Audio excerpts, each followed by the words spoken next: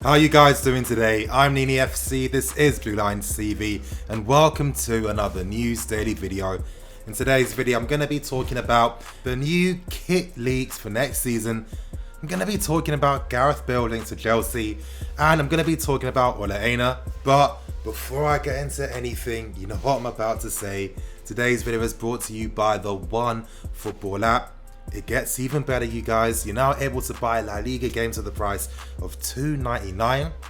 They're adding so many new features every single time. There's a reason why I confidently say it's the best football companion app to have. If you want that, in the link in the description below will be a link to the One Football app. But you guys, one more thing too, smash that like button, help me get more than 500 likes for today's video, and don't forget to press the bell notification button because YouTube likes to be a bit funny at times. But that's enough of all the plugs and everything, don't worry, we're getting straight into the video now. Starting with the first story, that's in regards to the new kit leaks. Now, credit has to go to footyheadlines.com.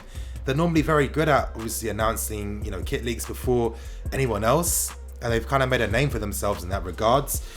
But it was very exciting yesterday because we got a glimpse as to what our kit's going to look like for next season. There's a lot of interesting rumours coming out as well. As you guys can see on screen, there's a lot of details and patterns on this new kit. But from what I'm hearing, the pattern kit is going to be the special fourth kit design.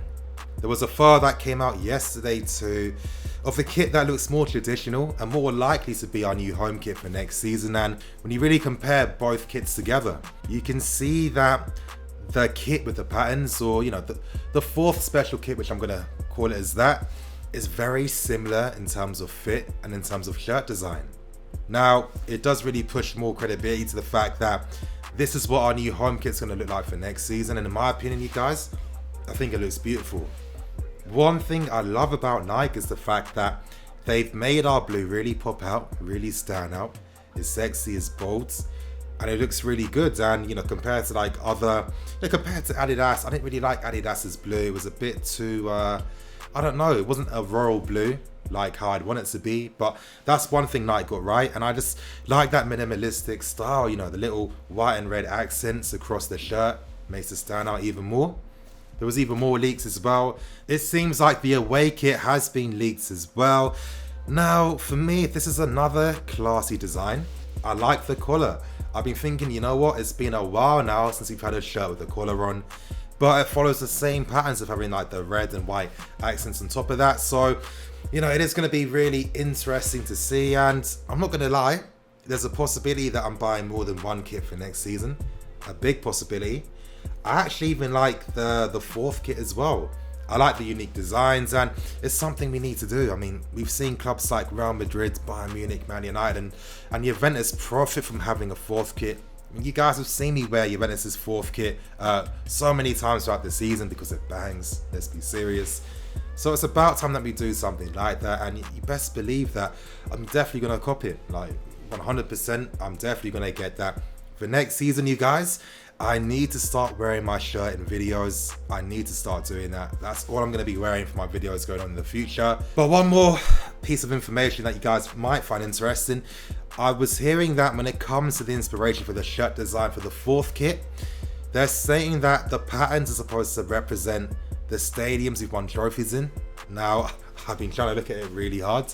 I can't really see it myself. Maybe it's like some abstract thing, who knows? But you guys in the comment section below, give me your thoughts and opinions. How do you feel about the kit? I'm not gonna lie, the more I saw of that fourth kit, the more I grew to like it. It's kind of like a Drake album, when you first listen to it, you're not really feeling it, but just by like sheer force of will, you plow through the album, you listen to it again, and you start to pick up on things, and you start to appreciate it a bit more. That's how I'm feeling about the fourth kit.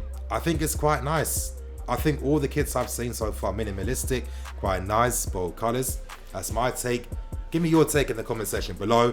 Which one are you guys going to be copying for next season? Now moving on to one of the big stories of the past day, and that's in regards to Gareth Bale. And this story is brought to you by Marca. And effectively they're stating that Real Madrid can't get rid of Gareth Bale because no clubs are actually interested in the guy. I mean, can you really blame them? I mean, he's been so inconsistent with his fitness. He's on ridiculous wages on top of that as well. not many teams are going to be that excited at the possibility of signing Gareth Bale, but maybe we might be one of those teams interested. And here's what Marca is saying. They're saying that there's a possibility that Real Madrid might consider letting Gareth Bale leave on loan for next season. And there's talks that they could potentially offer us and Man United's Gareth Bale on loan for any potential deals for Hazard or Paul Pogba. Let's not forget though, one massive issue is Bale's wages. He's earning about $500,000 a week. It's ridiculous. When you compare it to our highest earning player currently, that's N'Golo Kante. Kante's on $290,000 per week. Gareth Bale's earning nearly double that. So honestly, I'm just going to get straight in giving my thoughts and opinions, and expect me to be really hypothetical. But I'm going to start off with the positives. Now, let's say we did sign Gareth Bale. And let's get one thing clear before I even get into anything. With Gareth Bale, we can't question the guy's ability. He's a great player. But we can question the common sense in regards to a potential deal. I mean, is he worth the money? Is he worth the risk due to his injury history? Is he a luxury we can afford to have in this moment in time? And is he the right guy to replace Eden Hazard in the Sarri system? They're all things we can ask ourselves, but let's just be positive for a second. With Gareth Bale, if he potentially came, I can imagine this guy doing bits on the right hand side, playing that Callejon role, but upgrading it in that sense. You know, he's a better player, electric pace in behind, his first touch is good, shots and shooting from outside the box.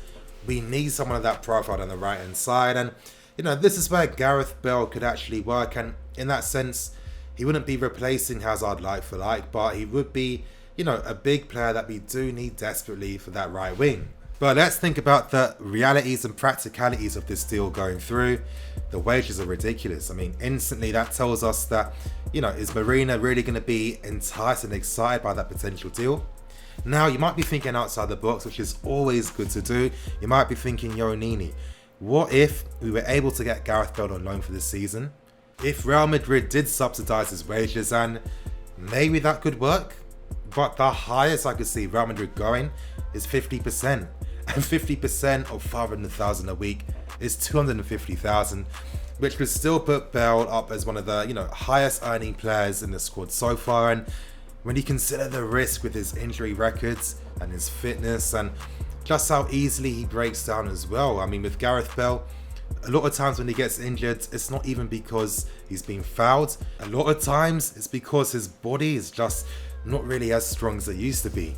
So that's always going to be a massive risk. And I think the fact that no other teams are reported to be interested in Gareth Bale really sums up how the footballing world sees the player at this moment in time. I always kind of had a feeling that he'd be an expensive luxury for someone like a Real Madrid. I think he's too much of an expensive one for us. Maybe one more positive hypothetical I can think about is, let's say, God forbids, we mess up and we're not able to get a replacement for Eden Hazard.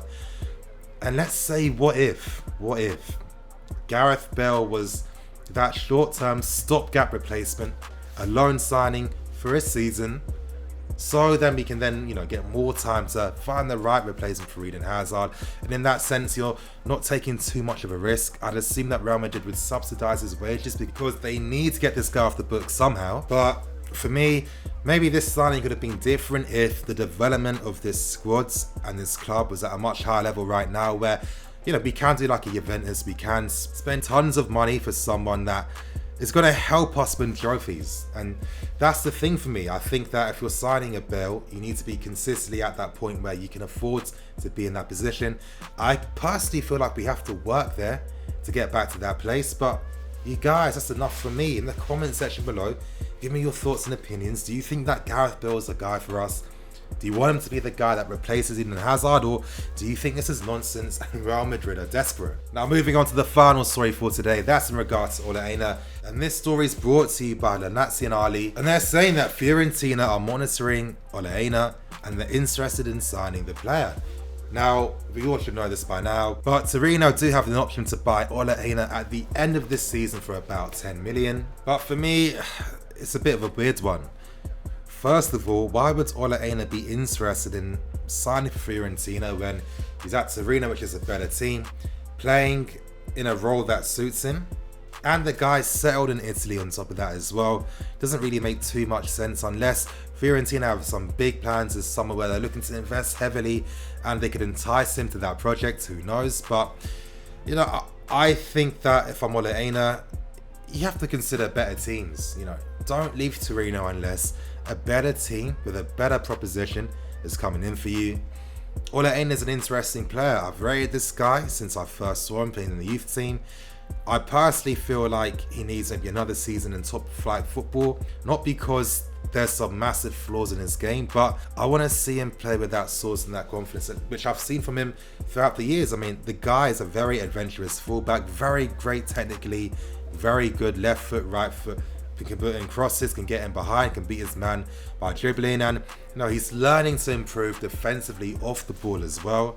So he's definitely a big talent. Another great thing about a move like this is the fact that, you know, you allow the player to develop in a stable environment, and you know, with Torino having the option to buy at the end of the season, if Aina can't fit in your squad for next year, you can sell him to Torino with the future possibility that you'll be able to sign the player back for a much more fair price during a time where you might potentially need him in the squads.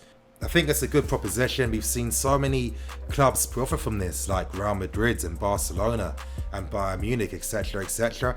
It's about time that we start to look into doing that, because the most important thing is that the player's in a very good environment where he can develop, he can grow. And I think that with Aina, he's someone I would definitely keep in the books for a while. I don't think it's fair to keep learning him. He needs that stability in his career, but we'll see what happens in the future. If he ever returns back to the club, who knows? But you guys, that's going to be me for today. Please like, comment and subscribe. I'm Nini FC. This is Blue Lions TV. Catch you guys later.